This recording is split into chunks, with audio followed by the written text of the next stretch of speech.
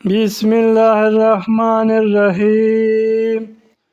شروع کرتا ہوں اللہ کے نام سے جو بڑا مہربان اور نہایت رحم والا ہے۔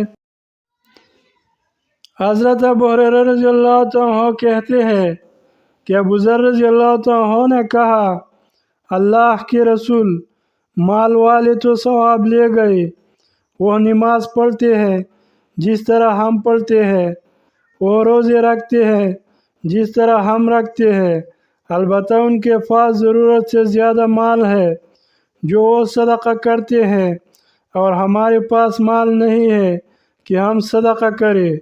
رسول اللہ صلی اللہ علیہ وسلم نے فرمایا، ابو ذر، کیا میں تمہیں ایسے کلمات نہ سکھاؤں جنہیں ادا کر کے تم ان لوگوں کے برابر پہنچ سکتے ہو جو تم پر ثواب میں بازی لے گئے ہیں، اور جو ثواب میں تمہارے پیچھے ہے تمہارے برابر نہیں ہو سکتے سوائے اس شخص کے جو تمہارے جیسا عمل کرے۔ انہوں نے کہا، ضرور اے اللہ کے رسول۔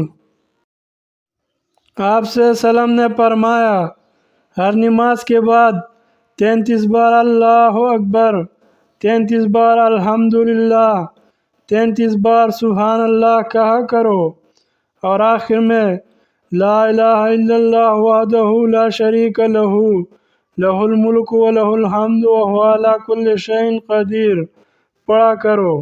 جو ایسا کرے گا اس کے تمام گناہ بخش دیے جائیں گے اگرچہ وہ سمندر کے جاگ کے برابر ہوں۔ معزز ناظرین کرام، اگر ویڈیو اچھی لگی تو لائک کریں اور چینل کو سبسکرائب کریں اور اپنے دوستوں کے ساتھ شیئر کریں تاکہ زیادہ سے زیادہ لوگوں تک پہنچ جائے۔ شکریہ۔